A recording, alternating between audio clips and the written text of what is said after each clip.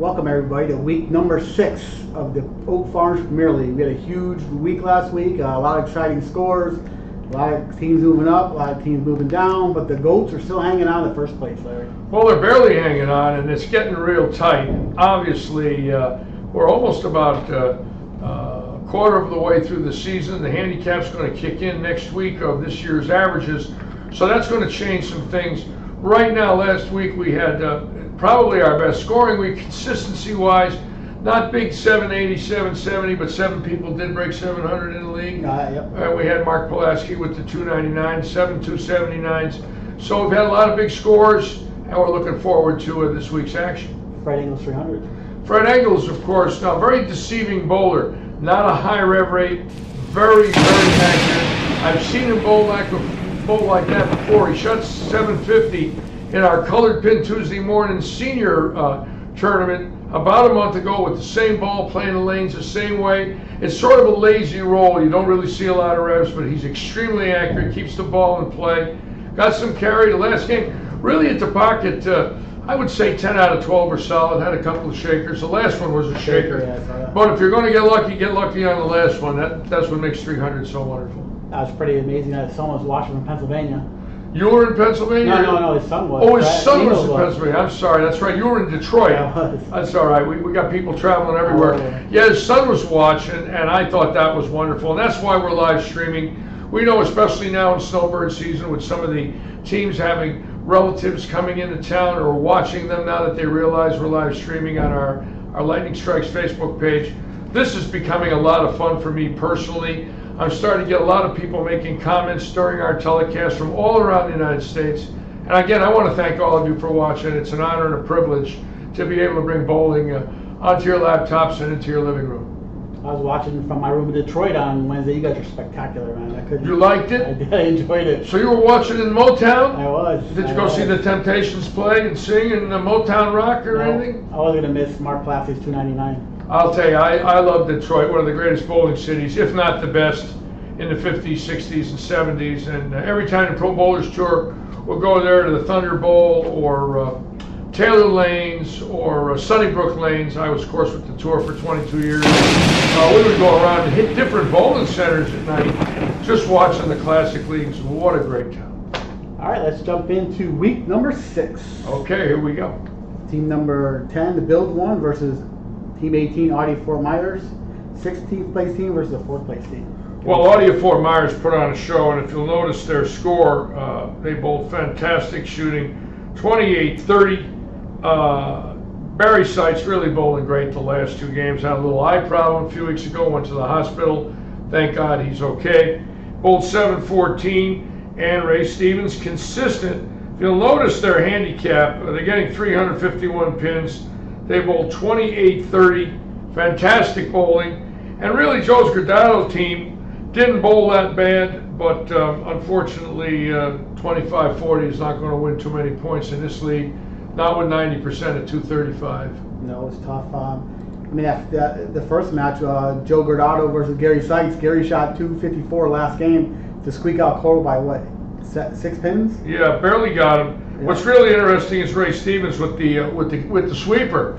I like the broom there. The sweeper was what we all want in bowling. We want to sweep all 3 games of match play and 3-game total. And Ray Stevens right there, consistent all games in the 190s. I watched him bowl. He only missed 2 spares. I think he missed a 4-pin and a 4-7. But when you're right that consistent and you're a good handicap player, you can win. And obviously it shows. Yeah, he got the sweeper. Got the golden broom. The golden broom. Congratulations, Gary, the first Ray. You know what I really liked was Gary and Barry Seitz shooting 500 the last game. Father and son shooting 500 is not that easy. You both have to be on all 8 cylinders, and they did. So congratulations to Gary and Barry. I'm glad Barry's feeling better. Yep, absolutely. They shot Gary shot 227 scratch, and Barry Seitz shot 276. Yeah, it's a wonderful thing. No, wonderful thing to bowl with your son. One of these evenings when we have our pregame show, I'm going to get the 3 fathers and sons bowling in the league to sit with me. I want to ask them some questions. We might be doing it this coming week if we can get them here early enough I want to find out what fathers and sons think about when they're bowling together and against one another, as the pretty Pulaskis went against one another. They did this week. We'll find out what happened there. Yes, we All will. right, match number 2 was a TV pair. Pretty exciting stuff there. Well, this was the match of the night, and the reason for that is George Simba, just fantastic bowling with Clark Holman 691, Simba 724, Jared Eisenberg 658. But look at their score, 2985.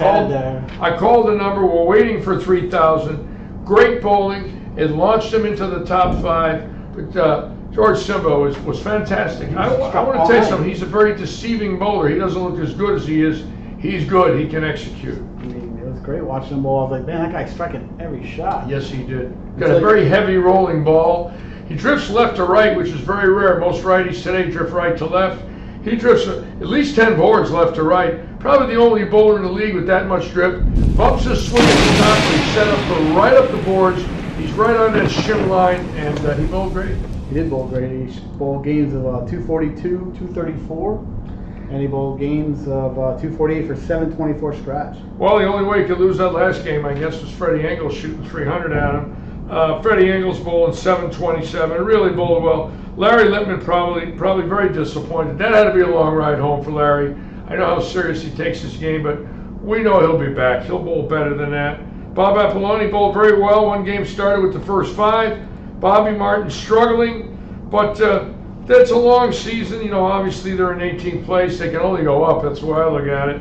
But Team 12 now in 3rd place, and again, that's a great number, 39.85, big number. Fantastic. I was yes. I was watching you trying to do math on stream. Yeah, I got close. The scorekeeper showed 30.98, and I knew there was something wrong there. Yeah, the extra. I kind of felt it was 29.85. Normally I couldn't do it that fast, but I really wanted to be accurate simply because I kind of felt we had a league high coming, and right now that is the league high.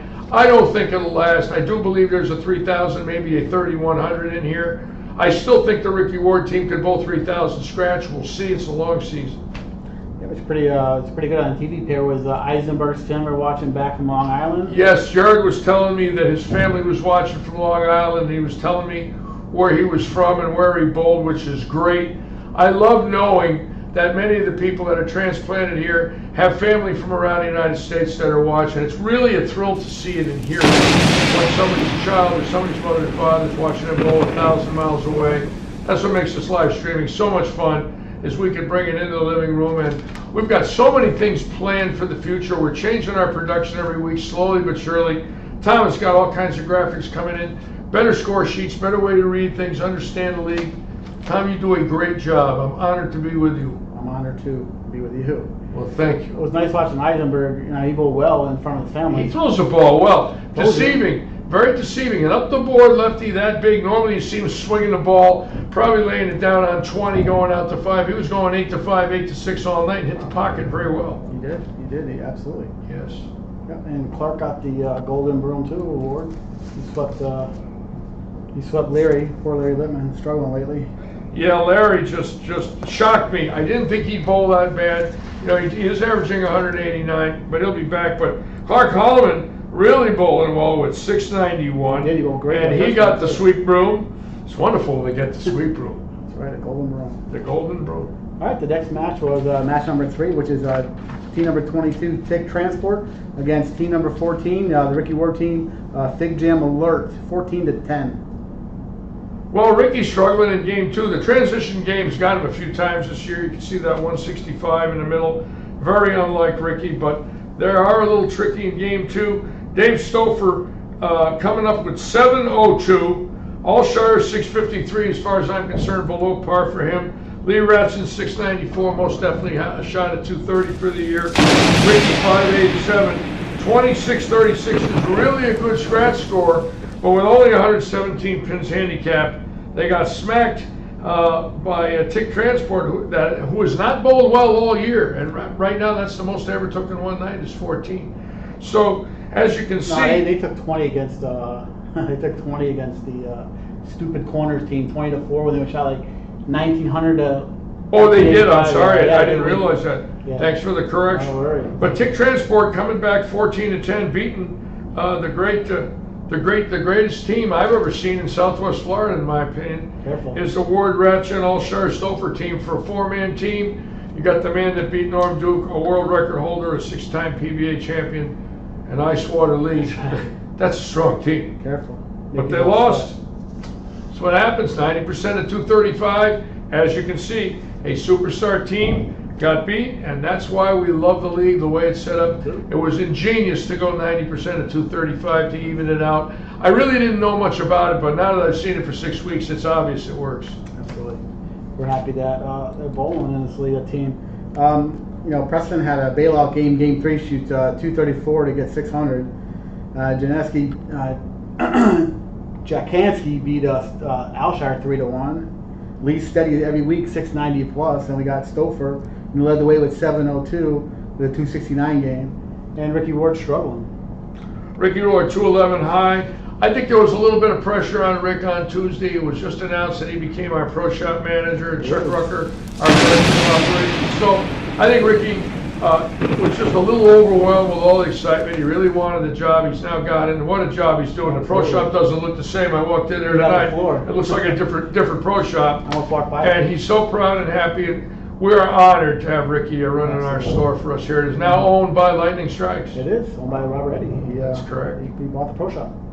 All right, match number 4 is the Team 16 finally showed up against Team 24, our lane man Chris Peace team, Eddie Foods. They took a beating.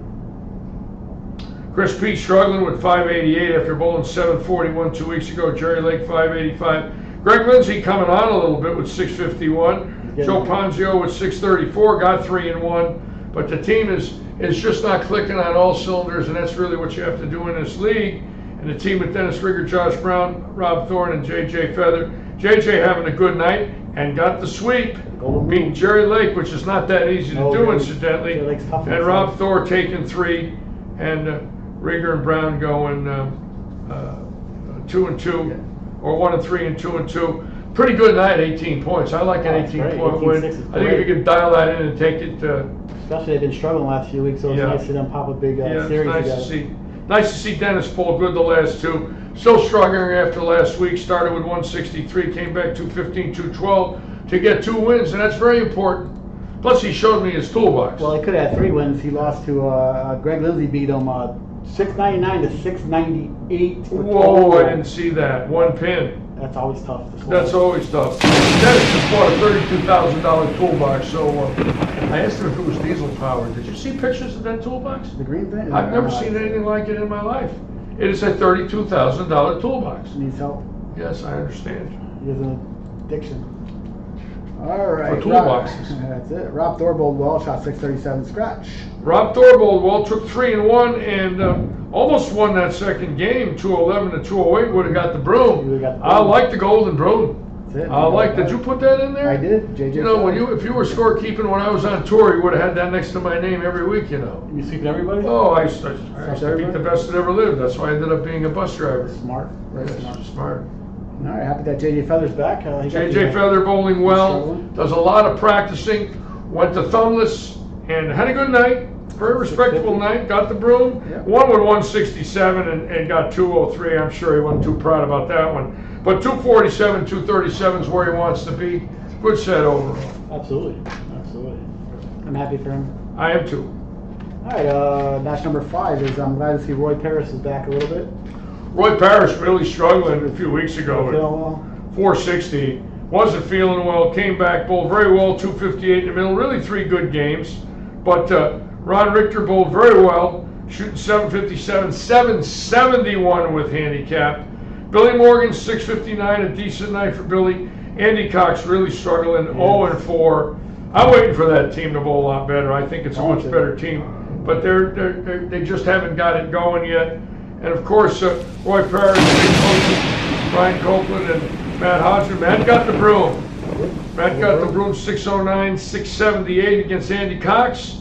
Brian Copeland 2-2, and Roy Parrish 1-3 with 1 big game in the middle. Yeah, Billy Moe bowled well. He had that 189 the first game. That never helps. Yep, they shot 470 the next 2. And Brian and Cavazzino, Jim, they ended up splitting 2. And then, Andy Cox is struggling. I feel bad. Yeah, I do too. Andy throws, you can see he's making moves. I mean, he is adjusting. He's moving his eyes and feet, but his ball reaction is not good. And he's not matched up. And it's obvious his equipment needs to be looked at, a surface change, maybe another ball, but something radically different than what he's throwing. It's tough when you're averaging 230 at Beacon and then can't shoot 600 here. That's hard to believe. Hard to believe. Andy's great. All right, match number 6 is Stupid Corner. They're in 21st place against the Port Charlotte team of Casera. Well, Daniel Casera, 247 game 2, split luckily. But Billy Seymour holding the team in there with 723, 753 handicap. Bowling great. Really bowling well. Donnie Schwartz Jr. bowled very well, got 3 points. And on the other side, Matt Pfeiffer took 3, and the rest of the team just not clicking. Mike Boyd bowled very well with 719, 13 points. They could have done a lot better, especially in game 3 where they got swept. It looks like to me, looks like they had a big problem. They had the night in great shape, and then in game 3, no surface. 28-81 and lost every point in game 3. Unbelievable. That's right. Stupid Corner definitely being snake bit with shooting 28-81, only getting 13. The last 3 weeks, they shot all big 2800s, and they're 28-44. With 2800s for the last 3 weeks. I had no idea. That is insane. Unbelievable. That is insane. But again, that's why the league has parity. There's a lot of teams that have what we call the higher upper average bowlers, but they're not winning. I shoot 28-50 every week, and they're below 500. That's a good score. 28-81 for 13. They should be top 10 easy. Oh yeah, that's a big number. Oh, it's not. It's nuts. Also, look at Scott Whiteleather. He shoots 661, 730. Only gets 1 point versus Billy Seymour, who shot 723 scratch. Billy Seymour's a good bowler. Billy Seymour can play. Absolutely. And Daniel, the last 2, 625, but I think he had 700 last week. I'm still waiting for the explosion about back-to-back 780s, and when that happens, that team could make a giant move. Daniel and Billy start striking, they're going to be right there. Oh, yeah, I always watch that team. I want to see it. Oh yeah. Mike Boyd shooting 719, 730. One comes out with a split. It's 1 game in total. Yeah. Mike Boyd throws the ball good. Yeah, I like the way Mike Boyd bowls. He's a nice guy. Oh yeah, great guy. I won't drive Him home. and Kelly are avid bowlers. They love to talk about their bowling. He watches her, she watches him. They're a great doubles team. Nice family. Yes.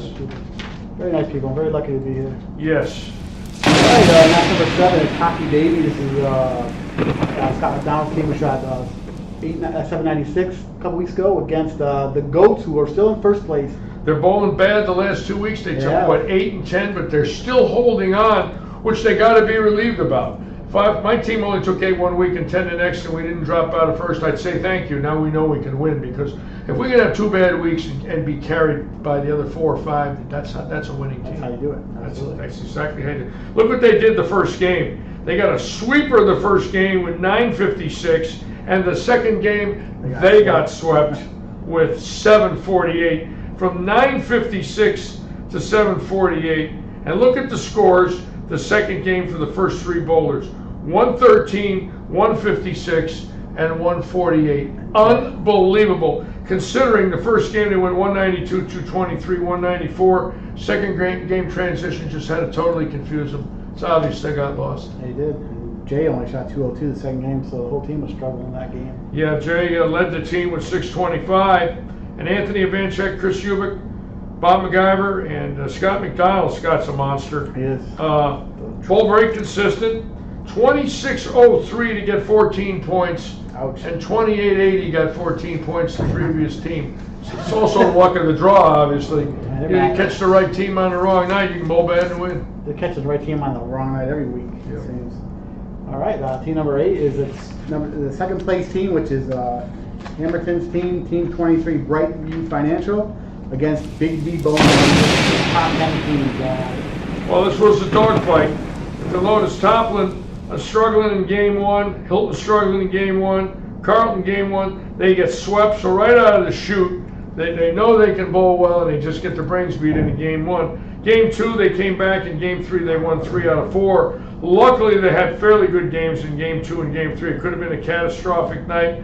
Toplin with only 598, but Hilden holding the team together with 729. And Doug Lozen bowling well again with 643. And on the other side, John Pfister, who throws the ball as good as anybody I ever met in my life, 712. And Gabe Roa, 665. Scott Chakowski's slumping about 100 pins from the previous week, but he did take 3 points. Again, it's a match play league. Shot 615 and got 3. He should be saying thank you. And look at Bobby Hamilton shooting 692 and taking only 1. Amazing. 615 getting 3, 692 getting 1. The only point he got was his 279 in the first game. Yeah.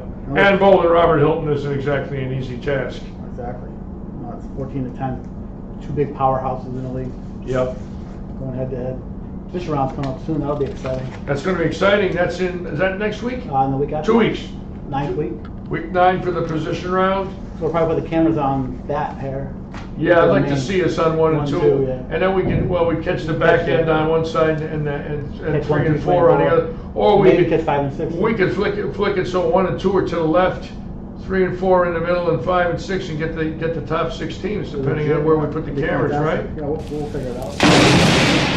All right, match number 9 is going to be the team number 2, Frank and Beans, Chucky Rucker's team against team number 9, Tapped, Bobby Taylor's team. That's a great week. Again, 18 points. Mike Durbin 3 and 1. Brad Zielinski with the sweep. Big Brad getting Golden Broom. 255, 279, 177 in the middle. Reggie Kahn right behind him with 710. Chuck Rucker very consistent with 653. And again, Danny Hyam struggling. Bobby Taylor, not bad for Bobby, but Bobby's a lot better than 622 in my opinion. And Ricardo Rey bowled very well in Game 2, but they only won 6 points. So that team right now is in a lot of trouble. They're in 22nd place, and they need to get going a little bit. They need to get on their giddy up. Yeah, Bobby Taylor struggled a little bit. The first beginning of the season, every week he is 670 to 700. Yeah, So something's missing. yeah, he was bowling well. All right, match number 10 is going to be the our boss's team, Robert Eddy, against Team 11, Mike Smith's team. Well, look at Robert Eddy having man. a good night, taking 3 and 1, and Joaquin right behind him again, right where he was 2 weeks ago, probably striking it well. Golden Broom. I heard the that. Golden Broom. But look at the scratch total: 2670, 2811, 19 points to a 2290, which again, Craig Streisel and Mike Smith surprising me. A lot better than that. They're better than that. Something's wrong there. I don't know what.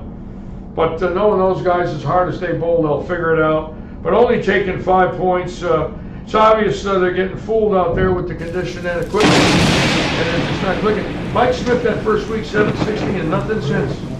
Yeah, amazing. Alex strikes the first week. Yeah. I talked to the boss that night. He told me that Joaquin's 749. He left a ton of pins out there too. Joaquin That's the is worst great. he could have bowled, I heard. Joaquin with the sweep, 67, 56 out of the chute, looking at 800 again in Game 3. Exactly right. When that boy gets locked in, look out.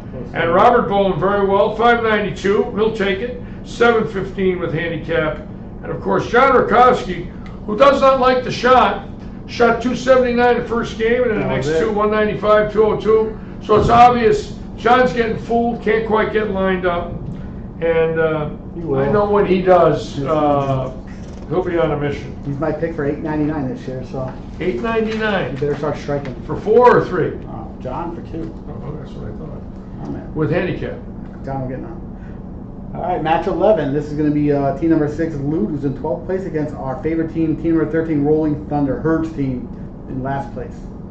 Well, John Ben Barron coming out of retirement, 665, subbing. Oh, solid. And if you'll notice, he's subbing and the team wins 18 points with a roving sub. He went 3 and 1. Herb Klein 3 and 1. Really a good night for that team. Happy to see it. But they're still in last. That's right. And they've got a long way to go. They do. Joe Lassick, Justin Aldridge, Dwayne Billy, and Darren Lamar only taking 5.5. Had bowled very well and climbed into the top 10. They did. And then dropped down a little bit with only 20.98, 25.72 with handicap against a 27.49. So as you can see, 18.5 points won. Really all of it coming in the Game 3. with 969, which definitely got on the pin total as well. Absolutely. All right, the last match of the night is going to be one of the young guns, team number 8, Dime Security, against team number 15, Beach Bowl and Billiard. This is a Pulaski versus Pulaski match. Well, I think that was an unbelievable, fun. match. And if you look at game 2, that's the father bowling his son, and the other two teams, the Seitzes are bowling together and the Schwartzes are bowling together. But in this particular instance, the father and son going against one another. And in game 2, the father said to the son, I'm only going to beat you by 93 pins and take it easy on you with your 206. And I'll give you the last game. And I'll give you the last game because I don't want you to go home totally demoralized. But Mark Sr., 698, 3-1. James Action Oswald, 703. There he is, Mr. Carey with 3-1. They won 15 points. The Beach Bowl team is tough. Joe Gatewood getting swept by Dustin Clark with 728. Golden Burrow. Unbelievable. Dustin's got that little spinner right up 10-11. Mike Schumacher bowling well with 768, but only taking 1 point. And Matt Rizzo, who's on a striking mission, who had 822 Thursday night, 692 Wednesday night, shooting 1,500 for 6. 1,500 for 6 games. Matt Rizzo, striking and will. Great to see. And what I noticed about Matt is he hits the ball hard. He's got a high leverage and not a lot of ball speed. He's swinging the ball on the left, something Ricky Ward can't do. Ricky Ward can't get in and circle the heads, and Rizzo's circling the heads and striking like a madman. He's matched up. Matched up. He knows every lane, every board in this house. He bowls so much. Yeah, he's tough. I like Matt Rizzo. Good bowler. Me too. Fantastic. Doesn't say much. Lets his ball do his talking. It's the way it should be. Absolutely. That's the way I was, except it was the other way around. I used to do my talking and my ball did nothing. That's what I do. That's how I ended up retiring at a young age. Me too. Wow, we have a lot in common. All right, that'll do it for this week. I was in here last week, but I got to watch it. Live stream was fantastic. I appreciate the live stream you're doing. It was fun, and I love the live streaming. I am in love with it. It's my exciting night of the week. It's a long night having to call action as well. It's about 5 to 6 hours of live streaming. However, we're learning a lot. It's given us an idea what the public wants. We've got a lot of comments, a lot of very good things. In the last 3 weeks, 300 people have come up to me in here and thanked me and said nice things about the live streaming. So that's our job, is to put bodies in seats and bring bowling back to Fowler Street, and that's what we're doing. And we want to congratulate Chuck Rucker for becoming, is he Director of Operations? Absolutely. And Ricky Ward, now our Pro Shop manager. Chuck has sold the shop to Lightning Strikes, Robert Eddy. For those of you that don't know it, Chuck is very excited. I'm honored and privileged to work with Chuck and Ricky. Tom, of course, we've got a great team here, and we look forward to giving you our weekly reports. Absolutely. Also, how did the action bowling go after? Did you stay for that? The action bowling was very good. The one shot Tom didn't give any pins away to anybody, and he actually bowled well and won some money. I saw that. There was a couple other matches, but I had to get home early because my license plates ran out at midnight, and I wasn't going to drive home after 12 o'clock with my luck, but now my license plates won't run out, so we'll keep the live streaming going Wednesday night for you. We know we're going to have a lot of action. We don't have anything really planned right now, but Wednesday night as I start live streaming, I'll let all of you know who's going to do what, where, and when, and we'll keep you abreast. Also, Fred Eagles 300 that you were broadcasting. Was that your first live 300 you ever broadcasted? Oh, my first live that I ever broadcasted, but I was at several, naturally. I was at Pete McCordick's when he won 100,000. And if you watch the replay, I'm on it for a minute or two. And with Petraglia's 394, I'm the guy, if you see a guy run up and tackle Petraglia with a mullet and a beard, that was me. Of course, none of that will grow anymore. Incognito. But that slow motion of me and John has been played a lot of times, and I was there to watch John win. That day he won 140,000. He got 100 for the 300 game, $25,000 bonus for Brunswick, and he made 15,000 for finishing third in the national championship at Imperial Lanes in Toledo. I was at Mike Alby's 300, Butch Soper's 300. And of course, I was at 10 of my own 300s, but I didn't make any money, so it was fun watching, though. Fred Engels is a very nice man, and I knew, he got the shot to this house. Got a soft hand, he lays it down, he doesn't have any head belly. In other words, if he lays it down on 7, the ball doesn't go to 6, it stays on 7. It's always going towards the pocket, which with not a lot of revs is a great shot in his house. Most of the people that rev the ball have to swing their heads and turn it away from the pocket.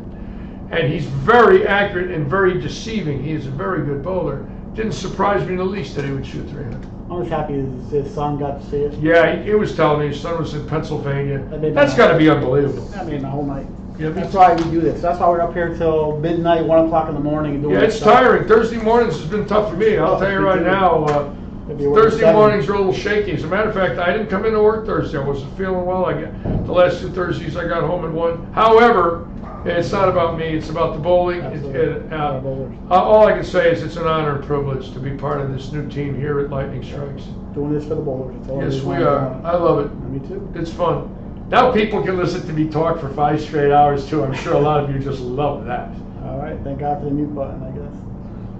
Thank All right. God for So you, that's it for this week. All right. Wednesday comes fast. Wednesday's coming fast. Look forward to seeing you. Again, our pregame show starts at 6:40 Wednesday evening. I'm going to be trying to interview Barry and Gary Seitz, Donnie Schwartz, Sr. and Jr., and Mark Pulaski, Sr. and Jr. If I can get them in here by 6:40. If not, we'll find somebody to bring into the cameras for 10 minutes to talk to you. And then naturally, we'll give you the updates at practice. The live show, live scoring starts at 7. We'll see you there. See you there. You all right?